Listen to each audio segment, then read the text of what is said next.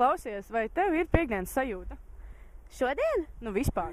Nu, īsti nē, jo tuvojas pavasaris un bakalaura darbs un piekdienas, man liekas, ir jāatliek uz kādu laiku. Skaidrs, bet vai tev ir kādreiz bijusi piekdienas sajūta pirmdienā? Jā, vasarā. Ko tad tu dari? Gan arī katru dienu vasarā.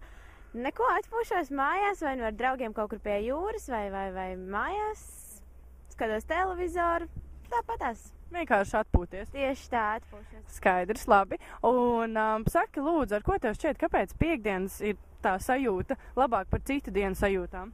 Tāpēc, kad ir 2 brīvdienas priekšā, ka tu vari darīt, ko tu gribi, jo pat arī tad, ja sestdien, teiksim, kaut kas ir jādara, nu tad galīgi nav tā piekdienas sajūta. Tad tā nemaz neskaitās piekdiena. Tad.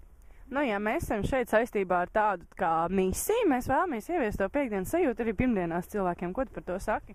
Tas būtu superīgi, tikai man liekas, tas ir diezgan grūti panākams. Tas ir diezgan grūti panākams, bet mēs esam izdomājuši, kā mēs to panāksim. Mēs ieviesīsim tiešām Latvijā to, ka arī pirmdienā tu vari kārtīgi izballēties.